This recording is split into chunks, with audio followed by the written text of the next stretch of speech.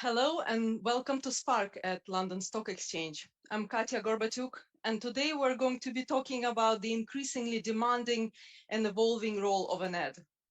Businesses today are recognized to have more power than governments to effect change. As always, with power comes responsibility. New expectations are being placed on companies and their boards, from regulators, from stakeholders, and from investors who see long-term value in companies that deliver more sustainable and purpose-driven outcomes. The corporate governance profession is therefore changing more substantively than ever before. I'm delighted to be joined today by Paul Norris, Chief Executive of MM&K, Naomi Scott Mackey, Senior Consultant at First Flight, Non-Executive Directors, Kieran Monihan, Managing Partner at Board Excellence, and Fiona Hathorn, CEO of Women on Boards. A very warm welcome to you and many thanks for giving up your time to be with us today. This session is being recorded and anyone who wants to revisit it or share it with colleagues can do so by going to Spark Live, where this webinar will live going forward. We do encourage the audience to ask questions. You should see the Q&A icon at the top left of your screen. The questions will come to me and I will present them to the panel at the end. So I would like to start with Paul Norris, CEO of MM&K, an expert consultancy on remuneration and also the author of the survey Life in the Boardroom, and hence the name of our panel discussion. Paul, would you like to share a few key findings on the issues and challenges that directors face in performing their duties? Thank you very much, Katya, and thank you all for signing into this webinar today. As Katya has said, I'm CEO of MM&K, which is an independent consulting firm specializing in directors' remuneration, share schemes, and associated corporate governance. MM&K has been in business for more than 45 years. We keep a finger on the NED pulse through our survey Life in the Boardroom, which in its latest iteration includes responses from 358 directors representing 885 roles, of which 331 were chairs. It's unique insofar as, in addition to data on fees and time commitments, the survey reporting includes insights and comments from NEDs on subjects which are of most interest or concern to them. I've been asked to spend 5 minutes summarizing quickly some of the key findings, which I'm going to do under 6 headings.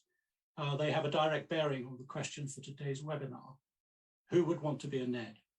They are 1, demographics, 2, board composition and diversity, 3, the appointment process, 4, time commitments and fees, 5, board development and evaluation, and 6, COVID.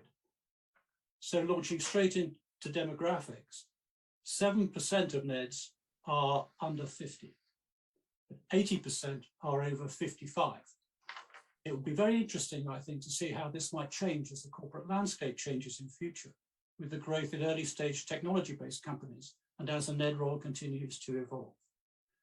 Secondly, board composition and diversity. 30% of NEDs are female. Only 8% of chairs are female. And nearly 80% of respondents say that their boards have the right level of diversity and skills to take their businesses forward. And a similar number think their boards are fully effective. 3, the appointment process. Nearly half of NEDs and chairs are appointed by personal contact. Appointments through search firms are down a little, but nearly 3/4 say they were given a formal interview. And on the other hand, shareholders were not consulted in nearly 30% of cases. 4, time commitments and fees. 60% of respondents say the role has become more demanding. Many point to increased regulation and time spent in board and committee meetings, which leaves less time for their other important activities.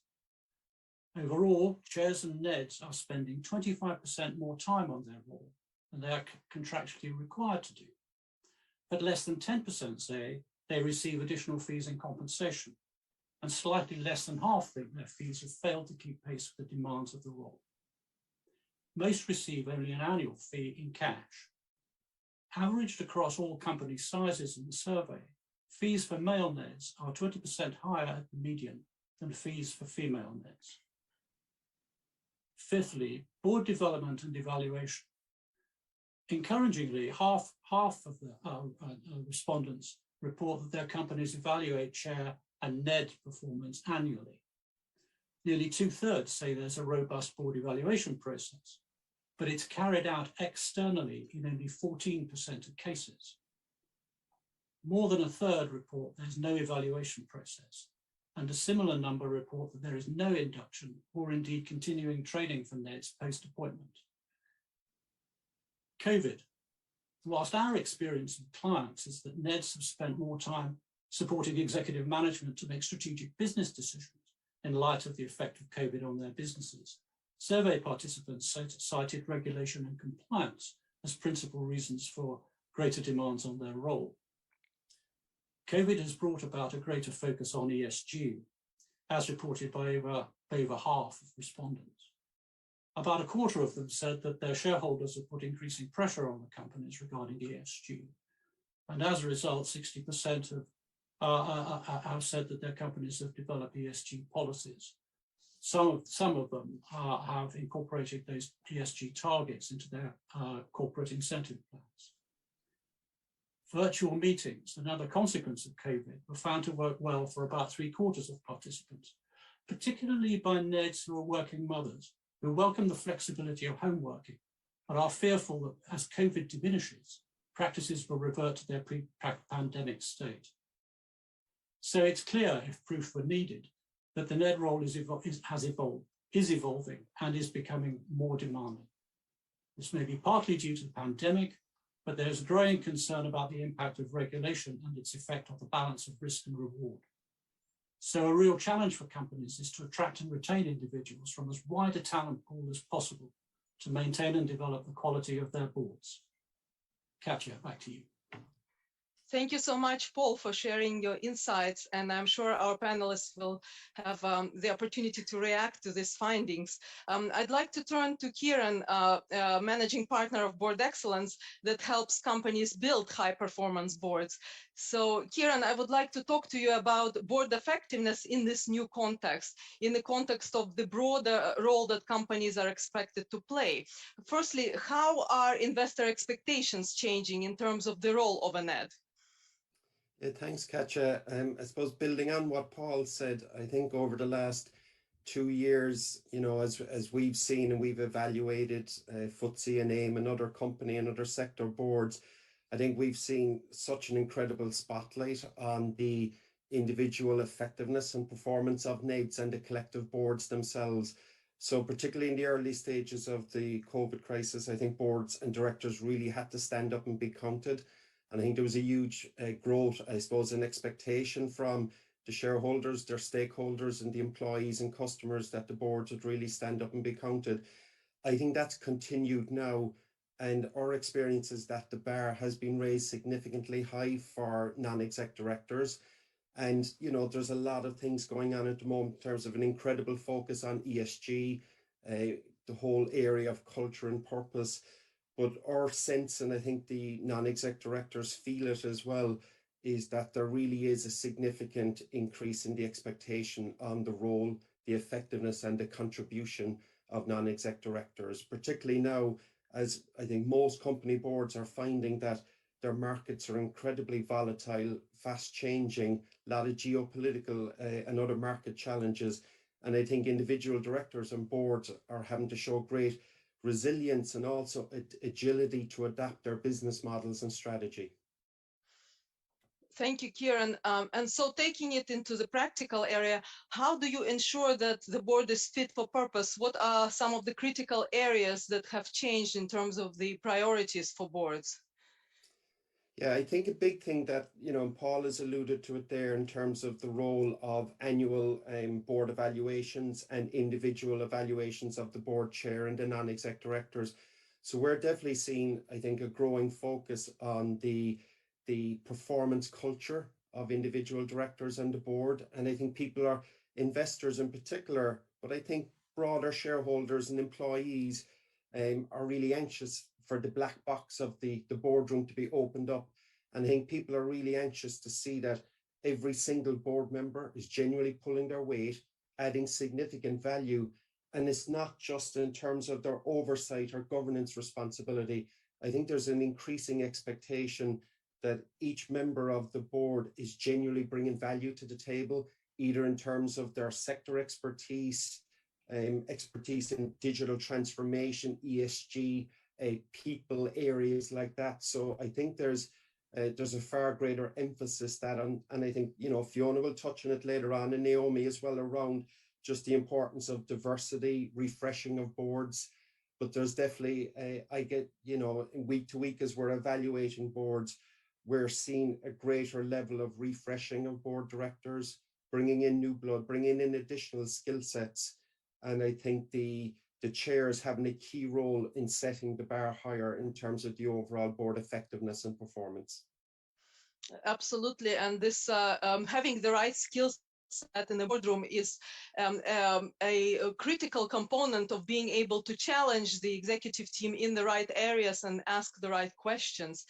Fully agree with you there. So do you see that boards, including chairs and individual NEDs, have the greater awareness of how to put this commitment to do the right thing into action, how to actually embed it into purpose, into strategy, and a culture that then trickles down through to the culture of the whole organization? And if you could perhaps zoom in on the role that the culture plays. Yeah, I think one of the, I think, very positive, maybe unintended benefits of the big focus on ESG, while it's obviously a key part is on the environment and climate change, we're seeing a significant benefit of the increased focus on ESG in terms of the S and the G part, and particularly on the area of culture, and just the board in particular, in partnership with the executive team, just setting an outstanding example both to the employees, their partners, their customers, and their shareholders in terms of just the overall integrity, the ethics, the culture, and absolute commitment to do the right thing. You know, over the years, we've had lots of scandals in all the various countries and various markets with how customers have been treated, how employees have been treated. And I think you're seeing now a lot, I think, greater awareness of just the critical responsibility of each individual director and the collective board and the executive team to really be an exemplar in terms of how the company behaves itself.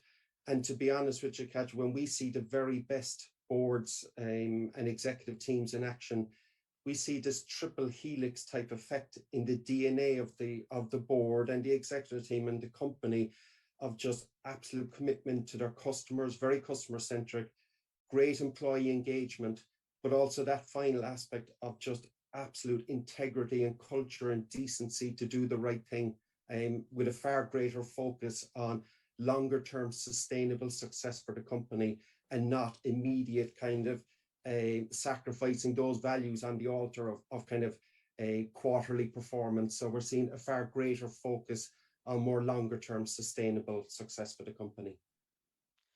Thank you, Kira. And then perhaps one last question. Do you see that this activity, the commitment to do the right thing, is transforming, evolving from being a silo activity, more, you know, that more of us on the side charitable activity, and being integrated actually into, you know, into the mainstream boardroom activity, into the work of all committees, and feeding into the strategic discussions that then inform key strategic decisions? Yeah, absolutely, Katja. I think when we see boards now working on the overall company or organization strategy, it's not just financial or business model. They're integrating far more in terms of the employees, their customers, the community in which they operate on, and obviously the critical climate change and those commitments. So what we find is in very progressive board directors and boards overall, that there's a far, I think, acuter awareness that if you're genuinely going to make a serious commitment to ESG, then it has to be literally signed in blood within the strategy of the organization. So, and I think because of that, then I think there's greater expectations of the individual directors to really have a very forward-looking, progressive mindset on that. Thank you, Kieran. I'd like to turn to Naomi next, of First Light Non-Executive Directors. Her organization offers board advisory services, skills assessments, as well as director recruitment. And the first question is, I would like to talk to you about where we are in our progress towards diversity in its broad sense. Where do we stand, and perhaps refer to some of the findings that were just mentioned by Paul. Hi, Katia, thank you. Yes, absolutely. I mean, we're really covering this ESG topic because, as Kieran has quite rightly pointed out, and Paul, that it has become a complete theme in our world. And I think even since the COVID pandemic, it's completely, taken this to a place that perhaps we might not have got to so quickly. The ESG piece is making decisions in lots and lots of different ways for boards. That's for small companies, that's for big companies, that's for private companies. Some have got much clearer thinking about their ESG. Absolutely, when Paul mentions the fact that 60% in the survey are talking about that they have written an ESG policy, I think that's probably a massive increase from the last time we were involved with the survey. And that just goes to show that companies are, for lots of different reasons, having to think about their ESG in a different way. That might be the shareholder, that might be just because they're employing people, and younger people have a different view about ESG in the first place. And absolutely, when it comes to the non-exec director, we can see in the last 2 years, there's been a huge change about how people think about a company they would like to be involved in and what prompts them to make that choice about working with that company. Definitely the companies that we are working with that have got a clear ESG policy are attracting a different level of candidates. But I do believe that that's a lot to do with the fact that people have had a lot more time on their hands working from home than perhaps we might ever have done with our busy commute. And people have got some different values around their whole lives, but they're definitely being reflected in their choices. And that goes in terms of companies and the type of people they would like to attract, and non-exec directors deciding the type of companies they would like to bring their value to. And from your experience, sorry, there is an echo in the background. From your experience with a range of boards, what are the new aspirations that you see? What are the skills, experience, backgrounds that are being sought in the process of building the new fit-for-purpose boards? Yes, and I think there's complete extremes, as you can imagine. If you think about a charitable company would want to bring in someone on a pro bono basis, they're looking to get some help. It might be someone's just a volunteer and has some amazing values that they're bringing to them because they live down the road from the charity. But if they're really lucky, they're going to get an excellent, perhaps, finance director who's got some values around wanting to be a part of a charitable world. On the other extreme, we're looking at perhaps just recently, Richard Meddings, who's a very experienced corporate finance executive. He's got a number of non-exec roles, but he's literally just become the chair of the NHS. Now, that's a challenge that none of us would probably want to take on right now. And there's everything in between. And it's our job to really understand that every single company we work with has a different viewpoint about what's important to them, and that we need to give them a complete choice of people. And everybody brings a different value to what is important for them in a non-exec role.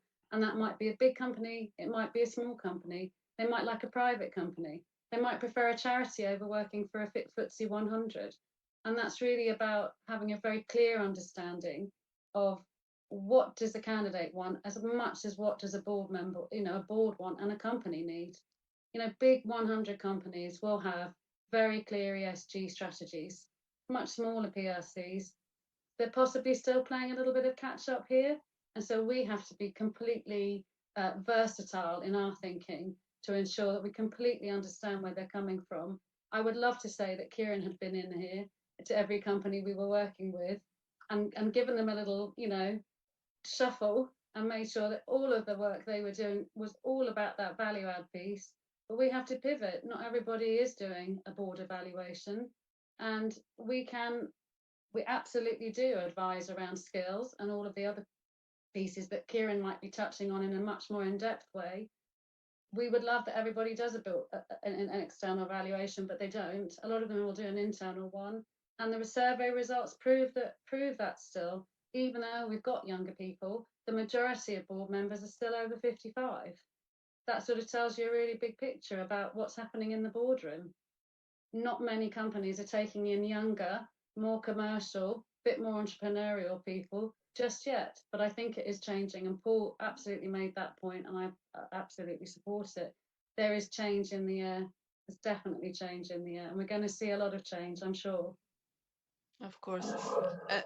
And I would like to ask you then a question in line with the topic of this webinar. Why would candidates want to be an NED? And separately, what does the NED journey look like from an exec to a non-exec?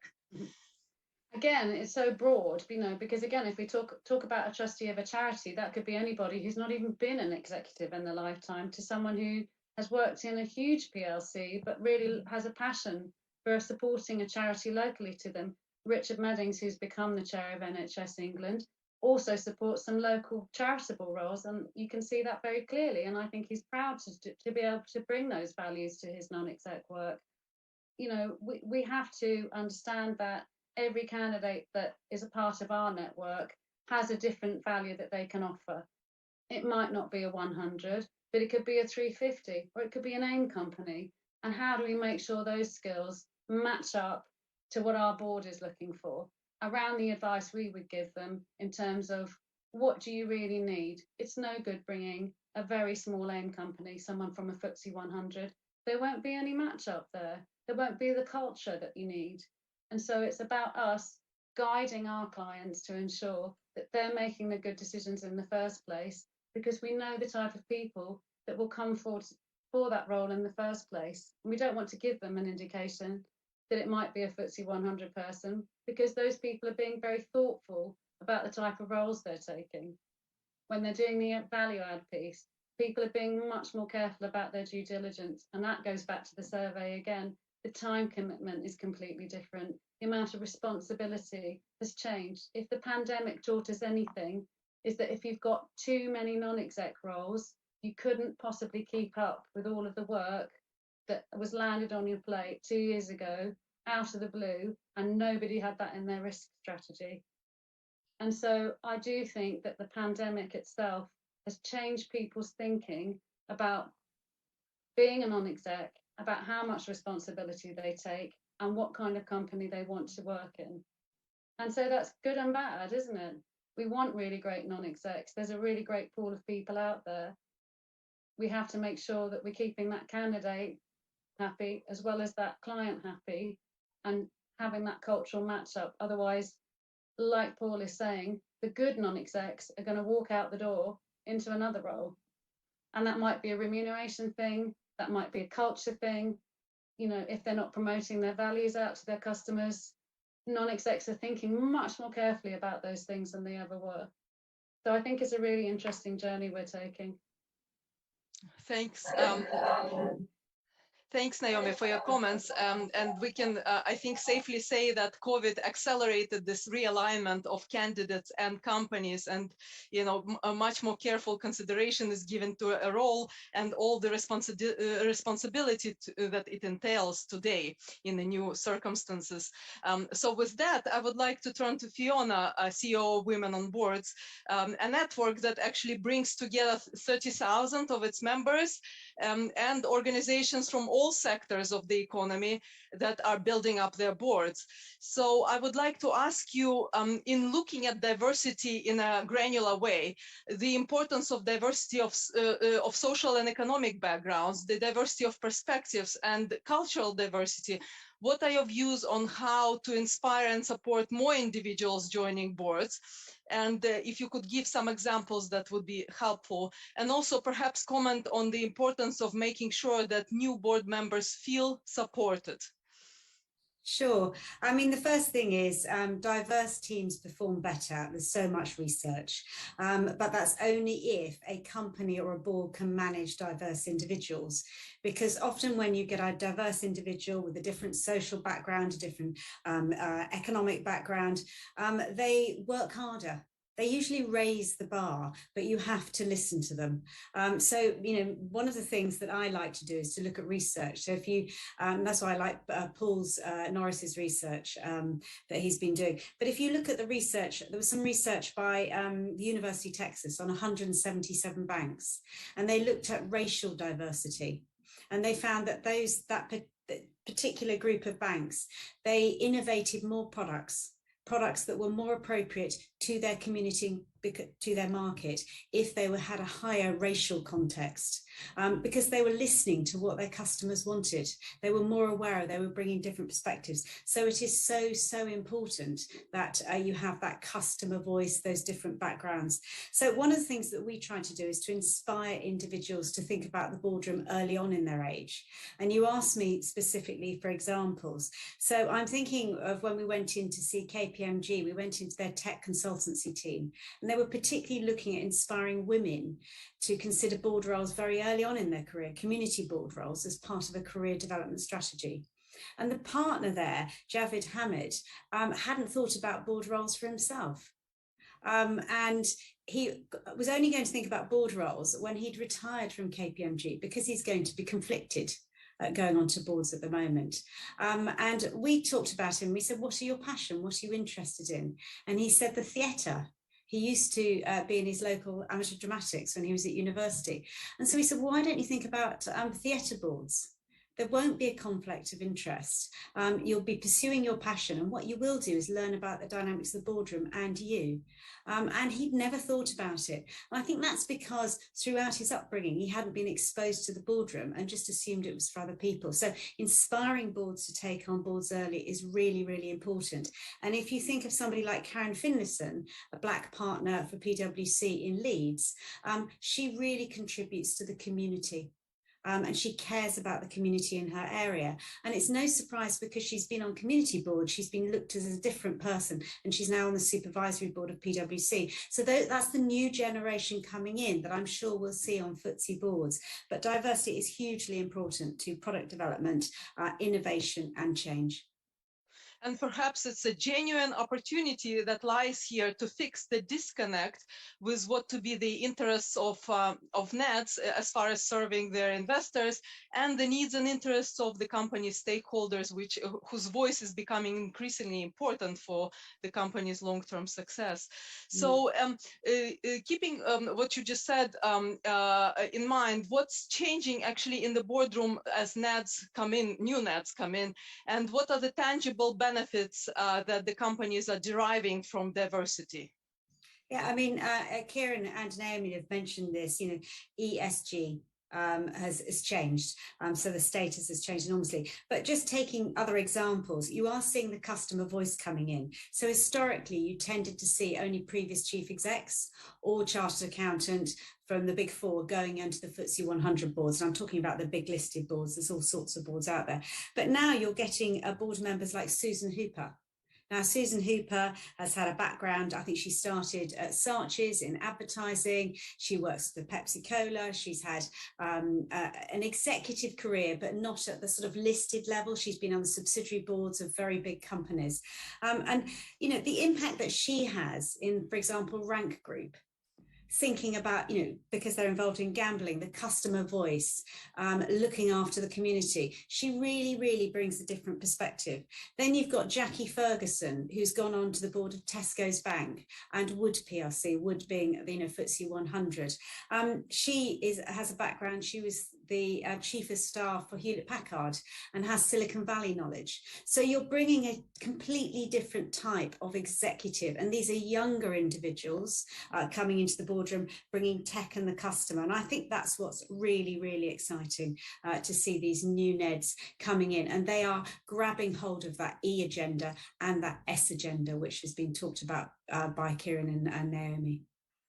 And one I think interesting precedent I would add to that list is the new NED of Capita PLC, who is an employee representative. Not many, in fact, perhaps very few other companies are doing that. So a very interesting case to study, and how much boardroom dynamics have changed as a result of this voice of employees being present in the boardroom. So the final question I have for you is what's changing in terms of how chairs and NEDs are recruited? Because it used to be mostly through personal contacts. And how do you think that individuals who are interested in board roles might increase their chances of joining a board? Well, I mean, the great news is the regulators getting involved and saying you really need to have a headhunter involved, but certainly if you're listed, because Naomi described the sort of evaluation that a headhunter's doing, the relationship, preparing the candidates. It's an absolute crucial role. But too many companies still today are not using a headhunter, they're using their contacts. So one of the things that my organisation specialise in is helping people sell their board value add. So number one, you have to plant board seeds to say, have you thought about a board? But also, can you explain to me how you will add value in the board? We don't want to know your day job. We want to know you understand the role of the board. And you can do as many governance courses you like, but actually boards only do two things: performance, strategy and stargazing, and then conformance, which is governance, filing the accounts, policies, standards, risk registers. And it's understanding where you fit, because once a board has done a good evaluation. So what I like to see is to make sure people can sell their board value add, have got as much exposure to the boardroom proxy board experience, subsidiary boards, community boards, particularly if they're looking at the listed sector later on, which is the paid level. They must have a good board CV. It's no good sending an executive CV and asking a chair or a headhunter to analyse it and work out how you're going to add value in the board. So we do a lot of work helping people write a good board CV and making sure they're board ready. But unless you tell people you're interested in board roles, they won't know. So, tell people, ask people, what boards are you on? What does that board do? That's interesting, because the more you talk about it, the more you'll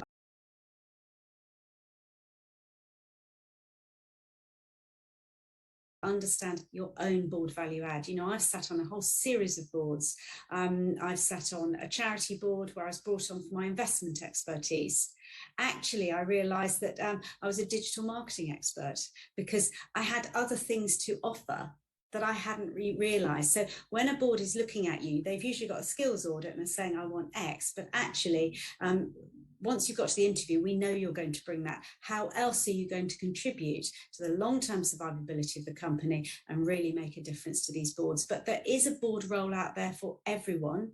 Age isn't a barrier. Age is more of a barrier at the listed sector, and obviously at the London Stock Exchange today. So that's a listed area most people might be interested in. But there are university boards, club boards. Tell people, get people involved, and that's why I like working with corporates, planting those board seeds really early on in life, and then helping people behind the scenes connect with headhunters and get onto boards. Thank you so much, Fiona. So do you believe that there is this transferability of skills between the charity sector and then the for-profit sector? It's, I think, the question that many can. One of the things that we like to do is explain the landscape of the boardroom, the not-for-profit area, but you've got university boards, housing association boards. Some housing associations and some charities are bigger than FTSE 250 companies in size and complexity. They are businesses in their own right. They've got huge health and safety. They've got operational risk. They've got finance. Charities are merging today. So there's a huge amount of transferable knowledge both ways. And that's why people in the corporate fields can benefit from being on a charity board earlier on in their life. They've got more chance of getting onto a listed board later if they do that, and vice versa. And I think it's really, really important that you do get the vice versa. But if you do want to go from the public sector onto a listed board, understand how to sell your transferable skills. I met somebody the other day who was working for the BBC, that's a public appointment, and she kept telling me she was a journalist. She was head of production, I won't tell you which company, with thousands of companies, with P&L, balance sheets to deal with, but she described herself as a journalist. That's not helpful to a headhunter, to a company, to understand her transferable skills. So, my skill is making sure people are simple and communicate that transferable skill effectively, in line with, as Naomi pointed out, what the board is actually looking at, and fit is the right thing, which is where headhunters come into play to make sure that that board appointment is a success rather than a failure. Thank you, Fiona, for this very practical insights. I'm sure lots of people are taking notes. I would like to go back to Paul as an expert in executive remuneration and reward strategies. As the role of the NED evolves and becomes more demanding in terms of each of the E, S, and G work streams, what concerns do directors have about their remuneration? Right, thanks, Katja. Before I answer that, can I just pick up on one point that Fiona made a minute ago about charities and not-for-profit and their boards, because that's a very interesting comment in terms of the transition between the not-for-profit and the fully commercial sector. We've got a project on at the moment for an educational not-for-profit further education establishment, and we're helping them with their succession planning as far as the CEO is concerned. But the interesting thing about it in relation to what Fiona was saying is that they have a very strong commercial arm. They have a very strong commercial property portfolio, and they're keen to develop that to build up the finances of the business and make them less dependent on central government funding. And so they're thinking they might wish to look for a CEO who has a much greater a much more in-depth background in the commercial sector rather than in the not-for-profit and charitable sector. And that raises lots of concerns for them about, hey, can they attract such a person?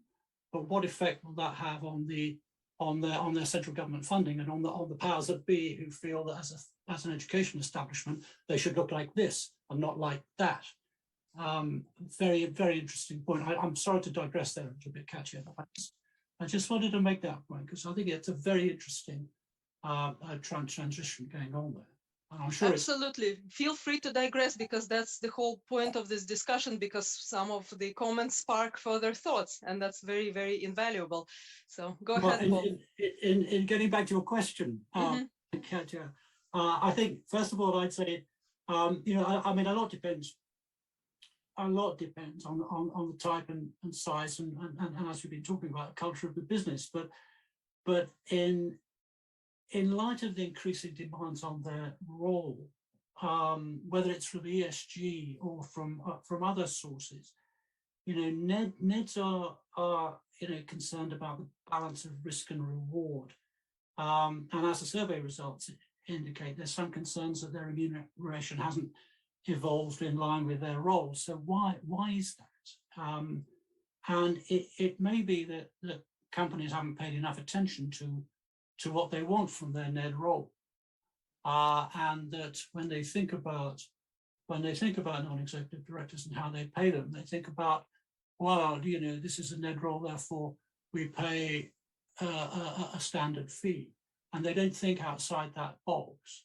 And there's been and consequently, there's become a divergence between the expectations of NEDs and the expectations of the companies for which they work.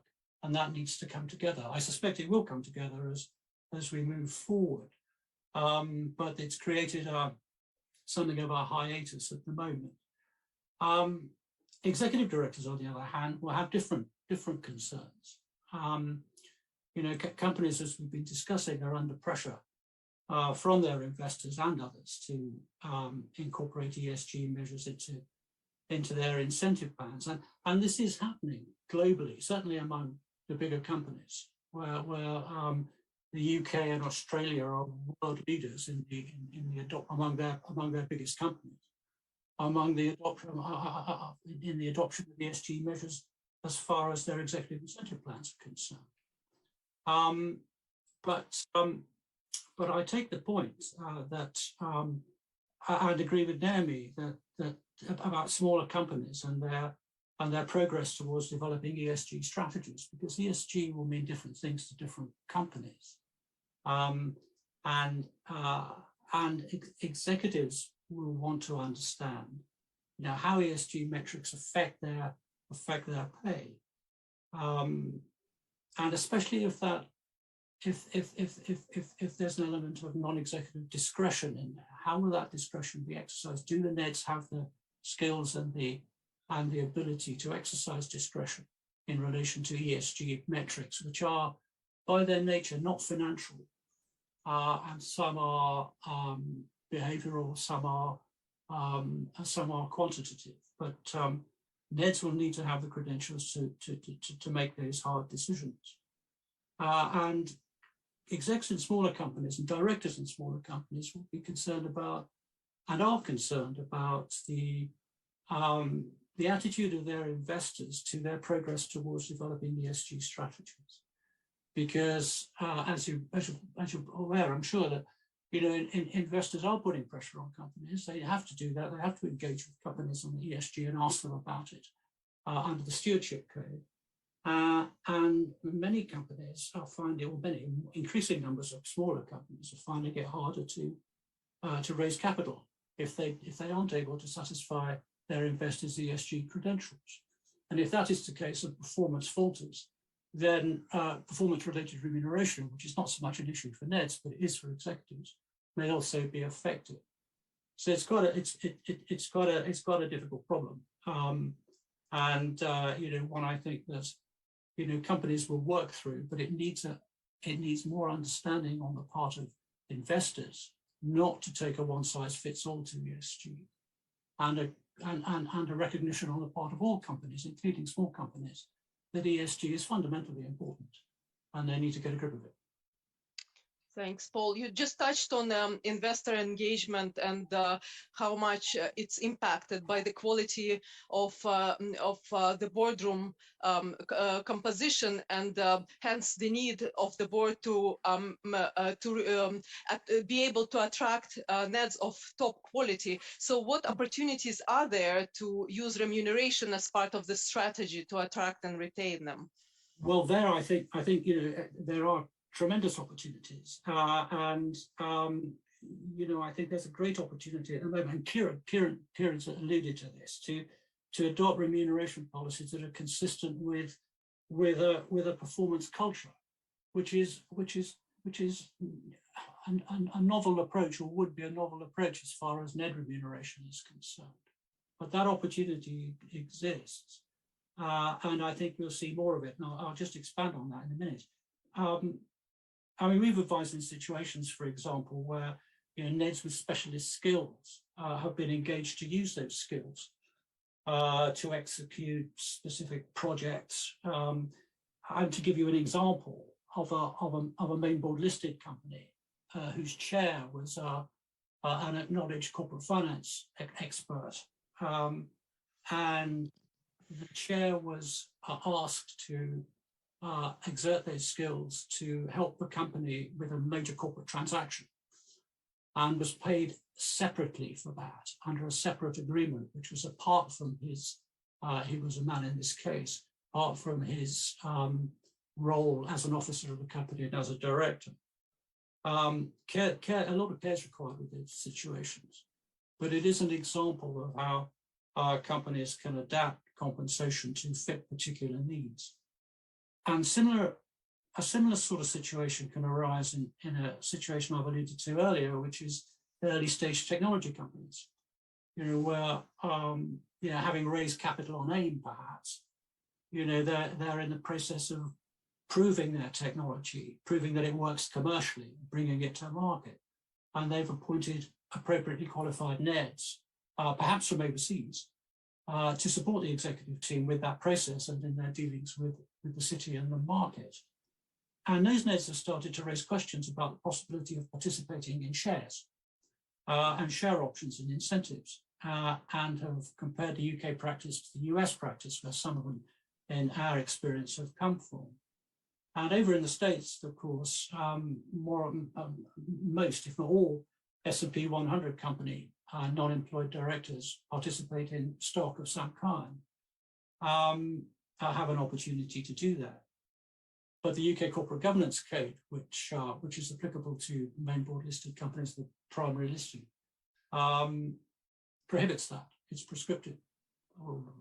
Remuneration for all non-executive directors should not include shares or share options or performance-related pay.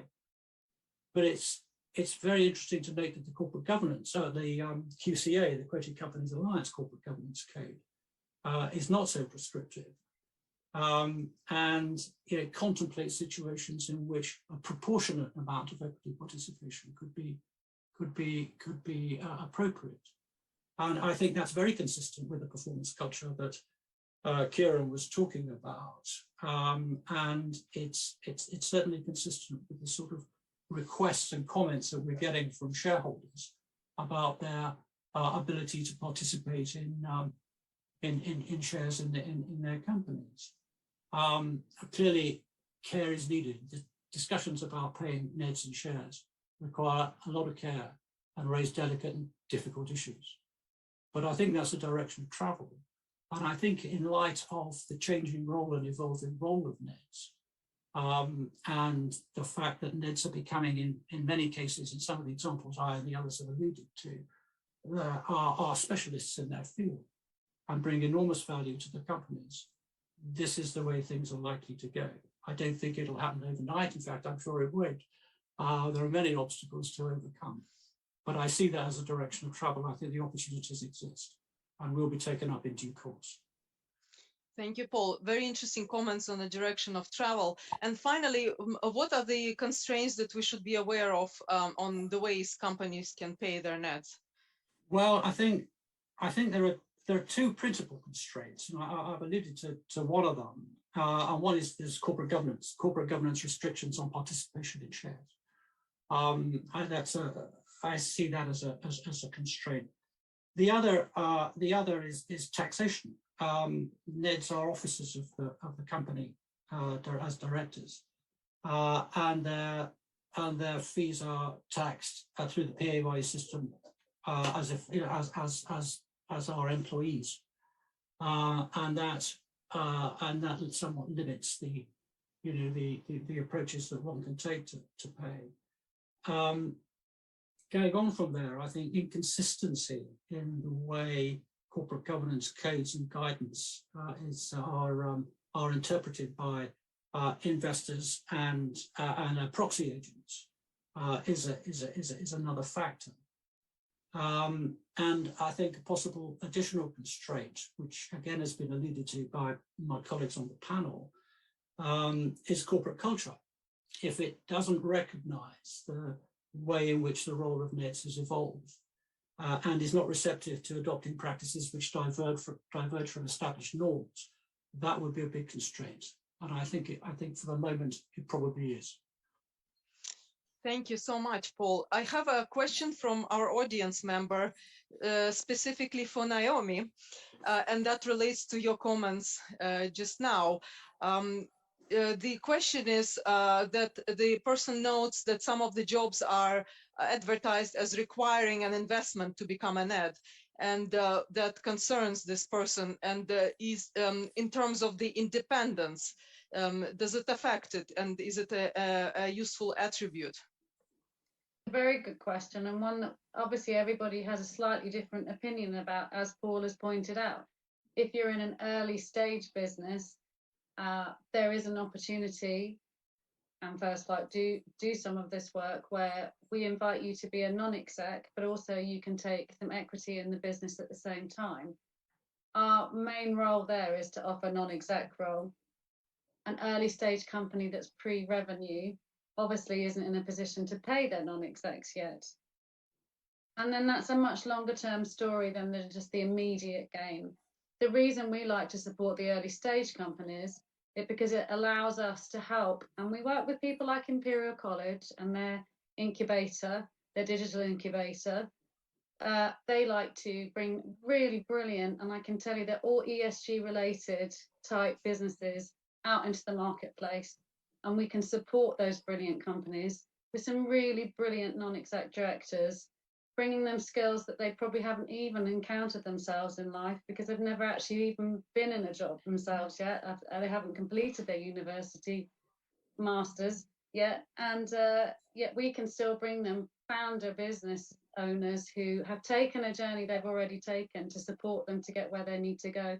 And I think the UK is an incredibly entrepreneurial space. We love to be a supporter of building business in the UK, and we truly believe that non-exec directors, as they are in bigger companies, have got such a huge amount of value to add that we are supportive of that. Now, absolutely, I can understand that Paul and the regulators are questioning, what is your, what are you allowed to do and what aren't you allowed to do? Those companies are obviously not listed companies. They're probably pre-revenue at this stage. If we're talking about listed companies, then obviously the corporate governance rules come into play, and that's a much harder position to take. In fact, it's unlikely, not that it never ever comes into the conversation, but it's more unlikely that equity would be part of your remuneration package for obviously not the main listed companies. We do work with a lot of AIM listed companies, and very occasionally that conversation comes up. So we're absolutely aware that some people are supporters of equity and some people aren't, and we sort of sit on both sides of that fence. But what we're trying to do in terms of our early stage businesses is to help them develop and become the brilliant companies that the UK can't do without going forward. We've given away a lot of our brilliant ideas to other global parts of the world, and we definitely need to keep them here. And people like Imperial College are doing such a brilliant job of bringing, guess what, people in from all over the world with their ideas to promote them into this country. So I hope that explains a little bit about why we are a part of that. Brilliant. I'm actually very also interested in Kieran's viewpoint on that same question. Do you think that an equity investment would affect independence and board effectiveness? What do you think? Do you know what, Kat, our experience, and we would help a lot of early stage venture capital and private equity backed boards, as well as FTSE and AIM listed boards. And our experience is that 95% of the time, the type of equity stake that a non-exec director would have would not be material enough to cloud or affect our judgment. And I suppose one of the things that we like to see, particularly in slightly earlier stage companies, is that the non-exec directors are genuinely incentivized to go the extra mile. Because as Naomi has pointed out, there is a valley of death, so to speak, that every early stage company is trying to cross, and having real battle-hardened experience around the board table. I've seen many cases where it genuinely made a difference between the company surviving, thriving, doing a large seed in Series A and B round, as opposed to failing early. So I think it's an important area, and particularly for the UK entrepreneurial ecosystem, that we find some of the most progressive boards, or most progressive younger companies, actually set up a board early and have the wisdom to get one or two really strong non-execs in who understand what it's like to build a company, and just provide incredible value to them. Thank you so much. This next question from our audience, perhaps for Fiona. Given the comments from people who like working in the virtual meeting environment, working from home, do you think that UK boards are more open to NEDs based overseas? Again, it depends how you'll add value to the board. If you're working overseas and you have a particular talent, a particular knowledge base, and you're prepared to travel to share that knowledge in the UK, if that's where the board meetings are, lots of boards are looking at a hybrid environment. I don't think you're going to go to a situation where it's all hybrid, all live. It will be mixed. You can't take away from the benefit of kicking the tires, but if you're prepared to make the challenge, you look at the FTSE 100, FTSE All Share, even AIM, there's lots of international board directors who sit on those boards, but that's because they add value. I want to pick up on a comment. I've been getting a few LinkedIns with questions coming in, and Brian Foss, who's an experienced board director, is just talking about, I mentioned performance and conformance, and he was worried that risk isn't related to performance. And Brian, you're quite right. Risk is equally related to performance as well. The two are interrelated, but people do like to bracket you. He also talks about, is it ageist? Are we being ageist towards older people having technology, that you can have technology knowledge? And Brian, again, you're right. Boards have a difficult task in putting the right individuals. Age and wisdom and experience matters. Kieran's just alluded to it. If you've seen things before, you can really help. But you can be much older, like my father is, who's the most techie person and still has a lot of wisdom to offer. And a good board chair will recognise that. And Paul might be able to comment. I don't see the age piling down fast in any of these boards. It is about the balance of all that wisdom and experience, which is what Naomi was referring to as structuring and putting it right, which is why you need consultants and advice to do this effectively. Fiona, I would agree with you that certainly for the moment, the age profile is not rushing down. The important qualification is experience and the ability to use it effectively, and that that sometimes comes with a few grey hairs, perhaps. Thank you both. Two questions from the audience related about the direction of travel, actually, as far as both the amount of time directors are spending in the boardroom, the time requirements, and remuneration, if those two things are changing, and in which direction. Perhaps for you, Paul. Well, yes, it probably is. Well, there's no doubt from the survey results that NEDs are spending, both chairs and NEDs are spending more time in the boardroom, as I mentioned at the outset, either in board meetings or committee meetings.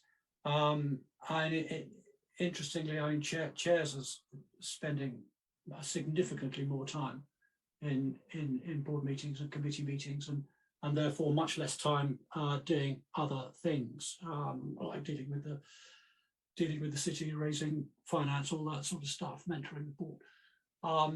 It's definitely happening. NED's not so much, but the same direction of travel. The responses we're getting from our participants, and also our experience in the marketplace, is that the level of compensation is not keeping pace. But what is starting to happen, and one of the features of the survey is that it has a section on what we call the notional daily rate, which is quite simply an annual fee divided by the number of days spent, on average in the role, to come up with a rather crude daily rate for a chair and non-executive director. And some of those, I think that I made the point that less than 10% of NEDs get additional fees for the time they put in over and above their contractual requirements. Some of those, a small number, less than half, do receive an additional daily rate over and above their contracted fee to compensate in some part for their additional time. And I can see that happening more and more, because it's not a situation, it's untenable, it's not sustainable. If very simply put, if NEDs are being required to spend more time and are not being compensated for it, then they are clearly likely to take the view that the balance of risk and reward is moving against them and leave unless something changes. I hope that helps. Thank you, Paul.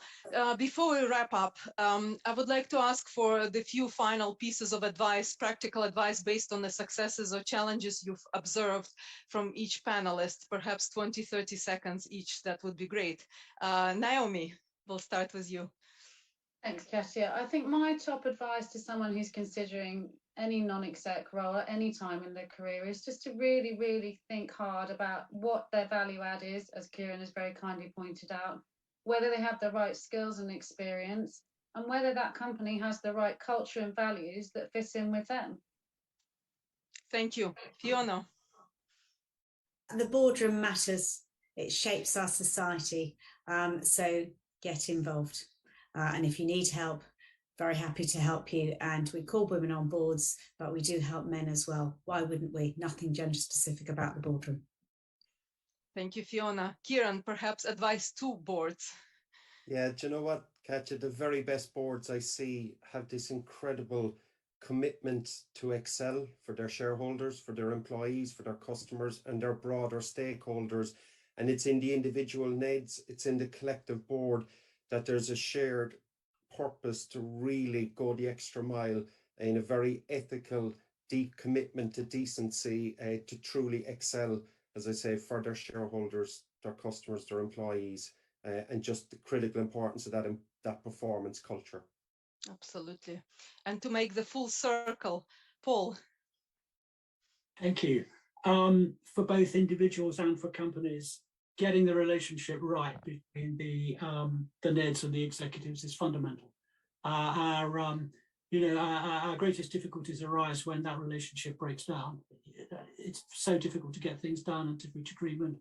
But our greatest successes are when that relationship is humming and purring nicely. Thank you, Paul. With that, I would like to thank all our brilliant panelists today for sharing their wisdom. And the overarching conclusion is that robust and effective boards equipped to deal with the responsibilities that companies are expected to undertake is not nice to have, but a matter of competitiveness. And the vector of all the changes points to more responsibility and more accountability. So thanks to each of you in our audience, and we wish you a wonderful day.